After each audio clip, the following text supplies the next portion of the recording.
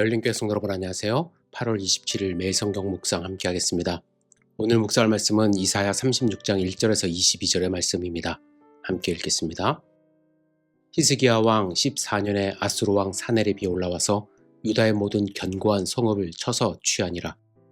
아수르 왕이 라기스에서부터 랍사게를 예루살렘으로 보내되 대군을 거느리고 히스기야 왕에게로 가게 하매 그가 윗못 수도 곁 세탁자의 밭 큰 길의 섬에 힐기야의 아들 왕궁 맡은 자 엘리야김과 서기관 셈나와 아삽의 아들 사관 요아가 그에게 나아가니라. 랍사게가 그들에게 이르되 이제 히스기야에게 말하라. 대왕 아수르 왕이 이같이 말씀하시기를 내가 믿는 바 그 믿는 것이 무엇이냐. 내가 말하노니 내가 좋게 싸울 계략과 용맹이 있노라 함은 입술에 붙은 말뿐이라. 내가 이제 누구를 믿고 나를 반역하느냐. 보라, 내가 애굽을 믿는도다. 그것은 상한 갈대 지팡이와 같은 것이라. 사람이 그것을 의지하면 손이 찔리리니 애굽 왕 바로는 그를 믿는 모든 자에게 이와 같으니라.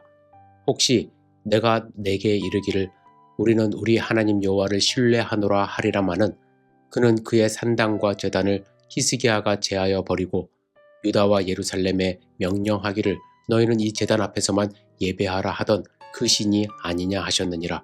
그러므로 이제 청하노니 내 주 아수르 왕과 내기하라. 내가 내게 말 2,000피를 주어도 너는 그 탈자를 능히 내지 못하리라. 그런즉 내가 어찌 내 주의 종 가운데 극히 작은 총독 한 사람인들 물리칠 수 있으랴. 어찌 애굽을 믿고 병거와 기병을 얻으려 하느냐. 내가 이제 올라와서 이 땅을 멸하려는 것이 여호와의 뜻이 없음이겠느냐. 여호와께서 내게 이르시기를 올라가 그 땅을 쳐서 멸하라 하셨느니라 하니라. 이에 엘리야김과 셈나와 요아가 랍사게에게 이르되 우리가 아람 방언을 아오니 청하건대 그 방언으로 당신의 종들에게 말하고 성 위에 있는 백성이 듣는 데에서 우리에게 유다 방언으로 말하지 마소서 하니 랍사게가 이르되 내 주께서 이 일을 내 주와 내게만 말하라고 나를 보내신 것이냐. 너희와 함께 자기의 대변을 먹으며 자기의 소변을 마실 성 위에 앉은 사람들에게도 하라고 보내신 것이 아니냐 하더라. 이에 랍사게가 일어서서 유다 방언으로 크게 외쳐 이르되 너희는 대왕 아수르 왕의 말씀을 들으라. 왕의 말씀에 너희는 히스기야에게 미혹되지 말라. 그가 능히 너희를 건지지 못할 것이니라. 히스기야가 너희에게 여호와를 신뢰하게 하려는 것을 따르지 말라. 그가 말하기를 여호와께서 반드시 우리를 건지시리니 이 성이 아수르 왕의 손에 넘어가지 아니하리라 할지라도 히스기야의 말을 듣지 말라. 아수르 왕이 또 이같이 말씀하시기를 너희는 내게 항복하고 내게로 나아오라. 그리하면 너희가 각각 자기의 포도와 자기의 무화과를 먹을 것이며 각각 자기의 우물물을 마실 것이요. 내가 와서 너희를 너희 본토와 같이 곡식과 포도주와 떡과 포도원이 있는 땅에 옮기기까지 하리라. 혹시 히스기야가 너희에게 이르기를 여호와께서 우리를 건지시리라 할지라도 속지 말라. 열국의 신들 중에 자기의 땅을 아수르 왕의 손에서 건진 자가 있느냐. 하맛과 아르밧의 신들이 어디 있느냐. 스발와임의 신들이 어디 있느냐. 그들이 사마리아를 내 손에서 건졌느냐. 이 열방의 신들 중에 어떤 신이 자기의 나라를 내 손에서 건져냈기에 여호와가 능히 예루살렘을 내 손에서 건지겠느냐 하셨느니라 하니라. 그러나 그들이 잠잠하여 한 말도 대답하지 아니하였으니 이는 왕이 그들에게 명령하여 대답하지 말라 하였음이더라.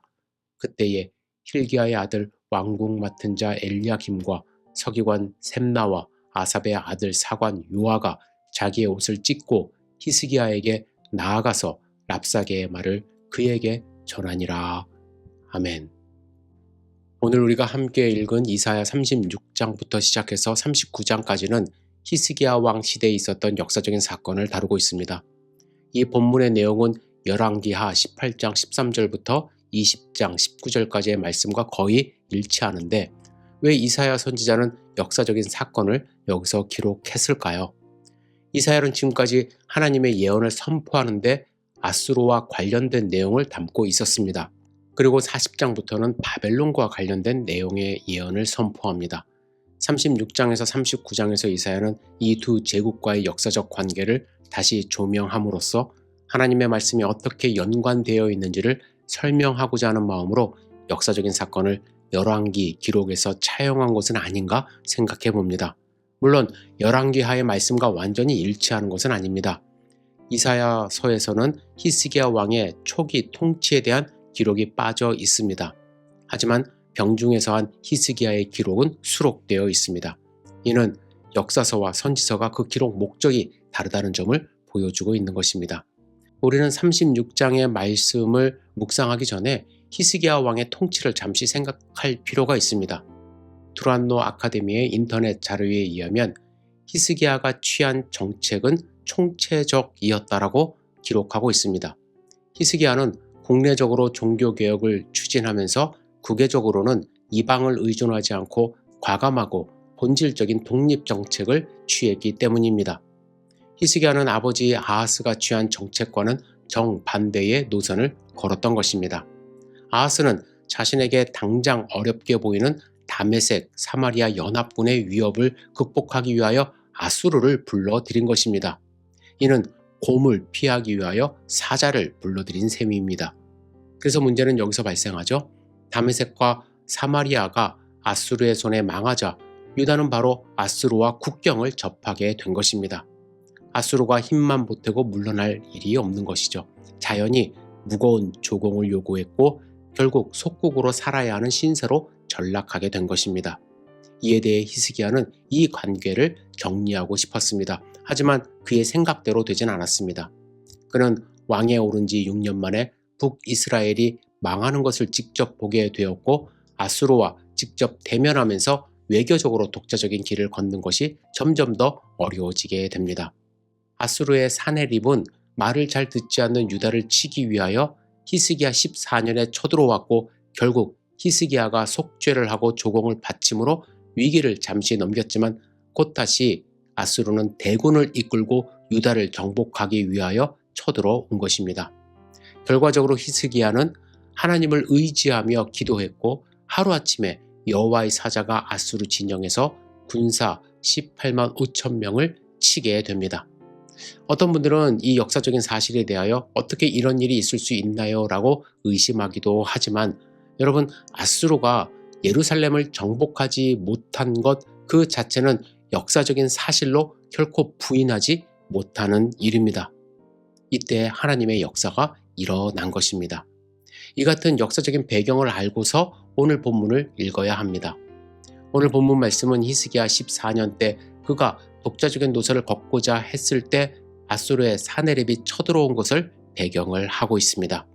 이미 사네립은 예루살렘을 제외한 다른 성읍들을 점령한 상태였습니다. 역사의 기록을 보면 아수르는 당시 유다의 46개 도시와 마을을 공략했다고 합니다. 아수르 왕 사네립은 유다에서 점령한 도시 라기스를 근거로 삼고 자기의 군대 사령관인 랍사게를 예루살렘으로 보냈습니다. 이에 예루살렘에서는 당시 대신으로 세력을 가지고 있었던 3명 엘리야킴, 셈나 그리고 요아가 그를 맞이한 것입니다. 오늘 본문의 주된 내용은 랍사게가 히스기야 왕과 예루살렘 주민들에게 사네립 왕의 말을 전하는 것입니다. 엘리야킴, 셈나, 요아는 랍사게에게 사람들이 못 알아듣는 아람말로 하고 유다말로는 하지 말아달라고 부탁을 하죠. 백성들이 동요할 수 있기 때문에 그런 부탁을 한 것입니다. 하지만 랍사게는 모든 사람들이 들을 수 있도록 말을 합니다. 그가 말한 요지는 3가지입니다. 첫째는 너희의 뒷배라고 생각하는 애굽을 의지하지 말라. 이 말은 하나님을 믿는 백성들에게 정곡을 찌르는 말입니다. 유다는 틈만 나면 애굽을 의지했기 때문에 그리고 히스기야의 마음에도 그런 마음이 조금 있었기 때문입니다. 아수르는 그 마음을 꿰뚫고 있었던 것입니다. 둘째는 히스기야가 너희에게 여호와를 신뢰하게 하려는 것을 따르지 말라는 것입니다. 그래도 히스기야는요, 종교개혁을 통하여 산당을 제거했고 여호와 하나님만을 의지하게 했습니다. 그런데 그들은 이것이 모두 헛것이니까 의지하지 말라고 위협을 하는 것입니다. 셋째는 히스기야의 말도 신뢰하지 말라고 이야기를 합니다. 즉 항복하고 아수르의 속국이 되라고 지금 협박을 하는 것입니다. 여러분, 사탄은요 우리의 약점을 잘 알아요. 우리의 죄성을 파고듭니다. 내가 의지하는 것을 말하며 어차피 너에게 신앙이 없다라고 공격할 때가 많이 있습니다. 그리고 하나님을 의지하지 말고 나를 따르라고 조롱합니다. 하나님을 멸시합니다. 그런데 여러분, 이러한 상황에서 나는 어떻게 할 것인가? 정말로 의지할 곳 없고 당장 죽을 수도 있는 것 같은 상황에서 나는 과연 누구를 의지하며 이 난관을 극복할 것인가? 여러분, 진짜 신앙은 여기에서부터 시작됩니다. 진짜 신앙은 여기에서 판가름이 나요. 하나님께 기도하는 시간이 어찌 보면 헛된 것처럼 남들은 그렇게 볼 수 있습니다. 저에게 그런 말과 생각이 많이 들어오기도 합니다.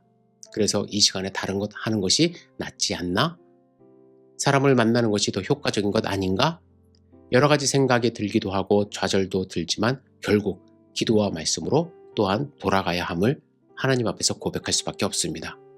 그 안에서 해답을 찾고 하나님의 역사하심을 확신하는 믿음이 있기 때문에 그렇습니다. 여러분, 오늘 우리가 의지했던 애굽을 내려놓으시기를 부탁을 드립니다. 내가 신뢰하지 못하며 흔들렸던 하나님의 살아계심, 여러분들 그 믿음 갖고 있다면 오늘 그 믿음 주님 앞에 내려놓고 하나님만 붙드는 소중한 하루 되시기를 주님의 이름으로 축복합니다. 하나님만이 우리를 구원하십니다. 기도하겠습니다. 전능하신 주님, 흔들리지 않도록 인도하여 주옵소서. 오직 주님만 바라볼 수 있도록 인도하여 주시고 주님이 주시는 참된 믿음으로 이 세상 가운데서 승리하며 살아갈 수 있도록 인도하여 주옵소서.